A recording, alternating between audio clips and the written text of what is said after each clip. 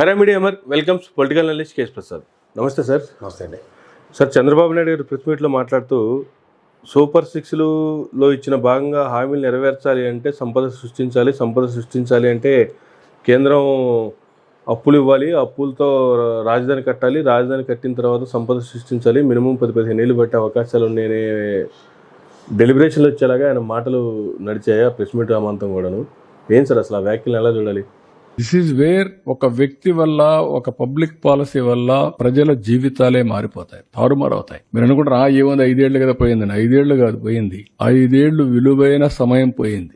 మళ్ళా తిరిగి కోలుకోలేని సమయం. నేను అందుకే చూపించాను అక్కడ 15% గానీ మళ్లీ గ్రోత్ వచ్చుంటే ఎక్కడికి వెళ్ళేవాడం? ఇన్ని ఇబ్బందులు వచ్చేటివి కాదు. ఇట్ ఈస్ ఏ అందుకనే ప్రజలు ఆలోచించుకొని ఎలాంటి గవర్నమెంట్ ఉండాలి, ఏ విధంగా ఉండాలి, ప్రజల్లో కూడా అవేర్నెస్ తేవడం మా బాధ్యత. అందుకనే ఇంత మునుపు నేను డెవలప్మెంట్ చేస్తూ పరిగెత్తా. మీకు ఎప్పుడు మరి చెప్పలా, 24 గంటలు నేను పని చేసుకుంటూ 13.5% గ్రోత్ వచ్చినా నేను చెప్పలేదు కాబట్టి అందరూ అనుకున్నారు ఇది అందరూ చేస్తారులే, ఎవరు వచ్చినా ఇంకా బాగుంటుంది అనుకున్నారు. ముంచేసే కొందికి ఇప్పుడు అర్థం అవుతుంది. అందుకే 93% స్ట్రైక్ రేట్ ఇచ్చారు. కానీ ఇబ్బందులు ఒకటేసారి అధిగమించలేం కదా. జరిగిన నష్టాన్ని ఇంక 10 ఏళ్లు పడుతుందా, 15 ఏళ్ళు? వారు చెప్పిన ఇప్పుడు 9,75,000 వడ్డీ కట్టాలా, రీపేమెంట్ చేయాలా, మళ్ళీ ఆదాయాన్ని పెంచాలా, మళ్ళా వెల్ఫేర్ ఇవ్వాలి. It is a extra Hercules task. దాన్ని అధిగమించి మళ్ళా ముందుకు పోవాల్సిన అవసరం ఉంది. బట్ వేరే మార్గం లేదు. నన్ను చాలా మంది అడిగారు, చాలా సార్లు అడిగారు, మీరు సెట్ చేయగలుగుతారని అడిగారు. అనుమానం. ఎకానమిస్ట్ అడిగారు, వీలవుతుందా, మీ వల్ల అవుతుందా, ఇవన్నీ అవుతాయా అని అడిగారు. వేరే ఆప్షన్ లేదు చెప్పాను. లేదు, నో ఆప్షన్. కానీ విజ్డమ్ ఒకసారి కొన్ని పనిచేస్తాయి. ఆ విజ్డమ్ లో మేము ఎన్డీఏలో పార్ట్నర్స్ కావడం, వాళ్ళు కూడా కలిసి రావడం, కనీసం ఈరోజు ఈ ప్రాజెక్ట్స్ అన్ని మళ్ళా సెట్ చేసి లైన్ లో పెట్టాం కాబట్టి కొంత హోప్, రివైవల్ స్టార్ట్ అయింది. అది కూడా లేదనుకోండి, పెనం నుంచి పొయ్యిలో పడినట్టండి. That is where sometimes ఇవన్నీ వస్తాయి. అదే దీన్ని సిస్టమేటిక్ గా చేసుంటే ఇన్ని ఇబ్బందులు వచ్చేటి కాదు. అదే నేను చెప్పాను. నేను ఏ వ్యక్తుల గురించి మాట్లాడడం లేదు. మీరు అన్నట్టు వ్యక్తులు డ్యామేజ్ చేసిన 24 గంటల వ్యక్తుల గురించి మాట్లాడుతా ఉన్నా కరెక్ట్ కాదు. I'm not talking. జరిగిన డ్యామేజ్ ఏం జరిగింది అనేది ప్రజలకు అర్థం చేసుకోకపోతే కామన్ మ్యాన్ అనుకుంటాను నాకేం సంబంధం, ఏదో బాబు గారు చేస్తారనుకున్నా ఓటేసా చేయమనండి అని ఆలోచిస్తున్నారు. కానీ వాళ్ళ ఆలోచన తప్పులేదు, వాళ్ళ కష్టాలు తప్పులేదు. కానీ కొండే పరిస్థితులు ప్రతి ఒక్కరు అవగాహన చేసుకోవాల్సిన అవసరం ఉంది. అది అవగాహన చేసుకొని ఎందుకు గుజరాత్ లో 5 సార్లు ఓట్లు వేశారు బీజేపీకి? అందుకే స్టెబిలిటీ ఉంది కదా. పంజాబ్ ఓట్లు మార్చుకుంటూ వేశారు. ఏమైంది పంజాబ్ ఇప్పుడు? అదే మరి పంజాబ్ మరి వీళ్ళు కానీ గుజరాత్ కూడా వేసి ఉంటే ఒకసారికి అయిపోయేది. అది కూడా పంజాబ్ గుజరాత్ పంజాబ్ చేసేవాడు, 2 బీహార్ చేసేవాడు. చంద్రబాబు గారికి ఇలా 2 చేతులు దండం పెట్టి పాదాభివందనం చేస్తూ కూడా ఒక విషయం చెప్పదలుచుకున్నాను సార్. మీరు మీ స్థాయిని ఎందుకు తగ్గించుకుంటారో నాకైతే అర్థం కావట్లేదు సార్. ఎందుకంటే జిఎస్డిపిలోనూ ఫిజికల్ డెఫిసిట్ మీద మీకు ఉన్న ప్రాథమిక అవగాహన నాకైతే ఉండదు. మీకు చాలా అవగాహన ఉంటుంది దాంట్లో. ఏ ప్రాతిపదిక మీద మీరు శ్రీలంక అయిపోయింది, లేకపోతే జగన్మోహన్ రెడ్డి గారి ప్రభుత్వంలో సర్వం నాశనం అయిపోయిందని చెప్పిన మీరు ఎప్పుడైతే అధికారం చేపట్టడానికి మీరు ఈ 6 బుల్లెట్ పాయింట్స్ ఏవైతే ఇస్తానంటున్నారో, నిజంగా మీరన్న కాన్సెప్ట్లో ఆ శ్రీలంక కనుక నిజంగా అయ్యి ఉంటే ఈ మీరు 6 ప్రామిసెస్ ఇవ్వడం ఇంపాసిబుల్. జస్ట్ మీకు ఒక ఎగ్జాంపుల్ చెప్పాలంటే, జగన్మోహన్ రెడ్డి గారు ఇదే ప్రాతిపదిక మీద 2014 నుంచి 19 మధ్యలో జరిగిన ఎలక్షన్స్కి మీరు 14 ఎలక్షన్స్ తీసుకుంటే రైతు రుణమాఫీ మీకు తలకు భారం వేసుకున్నారు. అదే స్ట్రాటజీ అయినా వేసుకుని ఉంటే it is a matter of fact అయింది. కానీ ఆ ఎలక్షన్ రైతు రుణమాఫీ సబ్జెక్ట్ అతను టచ్ చేయలేదు. ఎందుకంటే ఆర్థిక స్థితి మీద ఆయనకి పూర్తి అవగాహనతో, which is an impossible task అని 14-19 ఎలక్షన్లో ఆయన స్ట్రాంగెస్ట్ అపోజిషన్గా కూర్చోగలిగాడు సార్. ఇది ఒక ముఖ్యమంత్రి స్థాయి కలిగిన మీలాంటి వ్యక్తులు, అంటే మీకు ఆర్థిక శాస్త్రం చదువుకున్నారు అండ్ మీకు 14 సంవత్సరాల అపార అనుభవం ఉండి కూడా మీరు ఈ విధంగా ఏరు దాటిన తర్వాత బోడుమల్లన్న సిద్ధాంతాన్ని అడాప్ట్ చేసుకుంటూ నిన్న మీరు ఆ ప్రజెంటేషన్ మాట్లాడితే అది ఎంతవరకు సముచితమో మీ స్థాయికి మీరే చూసుకోండి. తర్వాత సంపద ఏం చేశాడో నాకు అర్థం కాలేదు జగన్మోహన్ రెడ్డి. నాకైతే అసలు అర్థమే కావట్లేదు అంటున్నారు సార్. మీకు అర్థం కాకపోవడమా, లేకపోతే మీరు అర్థం చేసుకోవడానికి మనసు పెట్టట్లేదా, లేకపోతే ఈ తపెల ఛానల్ గారు ఇచ్చిన పనికిమాల డేటా మీద మీరు ఫోకస్ చేస్తున్నారా? చేయించి ఒక వినపంగం తీసుకోండి, ఇది చూడండి ఒకసారి. ఎటులిందో మీకు అర్థం కాలేదన్నారు. 2 ఏళ్ళు కరోనా పాండమిక్ సిచ్యువేషన్ ఉంది. మీరైతే హైదరాబాద్కే పరిమితం అయ్యారు, జూమ్ మీటింగ్లు కూడా చేశారు. అది నేను మళ్ళీ మీకు రిట్రీట్ చేసి చెప్పక్కర్లే. కానీ ఇక్కడ మీరు గమనించగలిగితే 5 సంవత్సరాల నిడివిలో 57 లక్షల మంది తల్లులకి 26,067 కోట్లు అమ్మఒడి పథకం రూపంలో, డీబీటీ పథకంలో ప్రజలకు అందింది. రెండోది వైఎస్ఆర్ ఆసరా 79 లక్షల మందికి 25,500 కోట్లు అందింది. అది కూడా మీరు మర్చిపోక్కర్లేదు సార్. మీ అబ్బాయి లోకేష్ బాబు గారు బర్త్డే రోజు అది లాంచ్ చేశారు. అది కూడా ఎక్కడ ఉరవకొండలో. వైఎస్ఆర్ చేయూత 31,23,000 మందికి 14,129 కోట్లు ఇచ్చారు సార్. ఇళ్ల పట్టాలు 31 లక్షల మందికి ఇచ్చారు, అది కూడా మీకు తెలుసు. వైఎస్ఆర్ సున్నా వడ్డీ 1.05 కోట్ల మందికి 4,968 కోట్లు ఇచ్చారండి. జగనన్న విద్యా దీవెన 25,40,000 మంది తల్లులకు 11,900 కోట్లు ఇచ్చారు. నేను ఇదే లోకేష్ గారు మాట్లాడుతూ కూడా డేటా కలెక్ట్ చేస్తూ ఉంటారు. అంటే 25,40,000 మంది విద్యార్థులు అనేది ఎస్టాబ్లిష్ అయినప్పుడు 11,900 కోట్ల 5 years స్పాన్లో ఇచ్చినప్పుడు ఇంకే డేటా కోసం మీరు ఎదురు చూస్తున్నారో నాకైతే అర్థం కావట్లేదు ఫీజు రీయింబర్స్మెంట్ విషయంలో. అలాగే వసతి దీవెన 4,275 కోట్లు 5 సంవత్సరాల టెన్యూర్లో ఖర్చు పెట్టబడింది.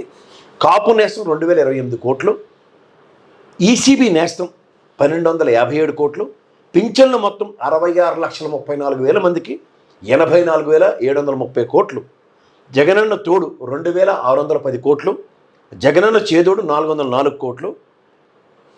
ఇవి కాక ఇవన్నీ డీబీటీ పథకం ద్వారా ప్రజలకి ఇన్ని వేల కోట్లు, అంటే ఆల్మోస్ట్ సంవత్సరాల బడ్జెట్ ఏమీ కాకుండా ప్రజలకి డీబీటీ పథకంలో అందిస్తే, నాన్ డీబీటీ పథకంలో 2 లక్షల కోట్లు, అంటే మొత్తం 5 లక్షల కోట్లు సంక్షేమానికే ఈ 5 years టెన్యూర్లో చూపించగలిగారు సార్. ఇది మీరు నేను కాదు సార్, ఇవన్నీ బడ్జెటెడ్ ఫిగర్స్, నేను మొత్తుకుని చెప్తుంది అదే. ఇక్కడ మీకు ఎక్కడ మీకు డీవియేషన్స్ కనబడుతున్నాయో నాకు అర్థం కావట్లే.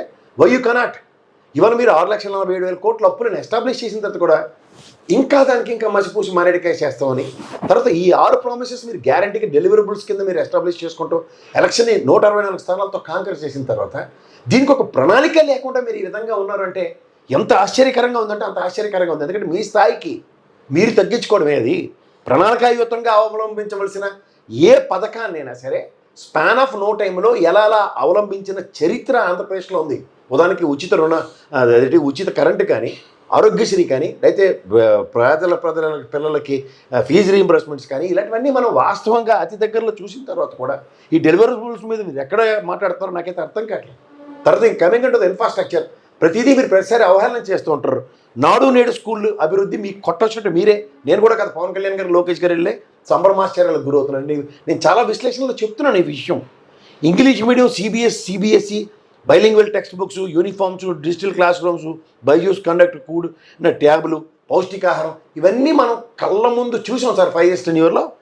మరి దీన్ని ఏ ప్రాతిపదికన సంక్షేమం కంటే ఒక పిల్లలకి వసతి కల్పించడానికి కూడా చేస్తున్న ఒక తాపత్రయంలో నాకు తెలిసేది ఈ basic infrastructure. These books next year పిల్లలకి ట్రాన్స్ఫర్ చేయడానికి కూడా ఒక ఎకనామికల్ జోన్ క్రియేట్ చేయొచ్చు దాంతో. అలాగే 17 మెడికల్ కాలేజీలు కట్టారు, 10 ఫిషింగ్ హార్బర్లు కట్టారు, 4 పోర్టులు కట్టారు, ఫిష్ ల్యాండింగ్ సెంటర్ల నిర్మాణంలో 6 ఉన్నాయి.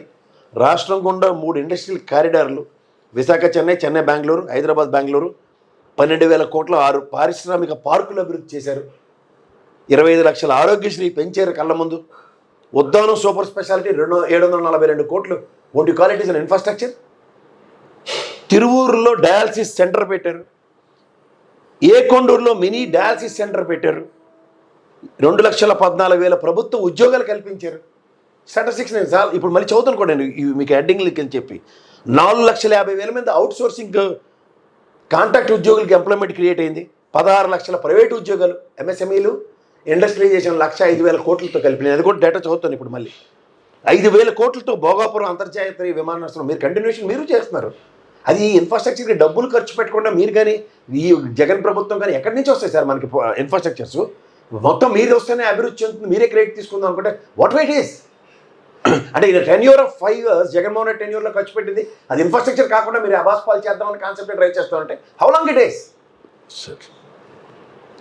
రాష్ట్రానికి 10,032 విలేజ్ హెల్త్ క్లినిక్స్ ఏర్పాటు చేయబడ్డాయి విత్ పక్కా బిల్డింగ్లు. దాన్ని ఇన్ఫ్రాస్ట్రక్చర్ అనలేమా సార్? కాస్ట్ అవుతుంది దానికి.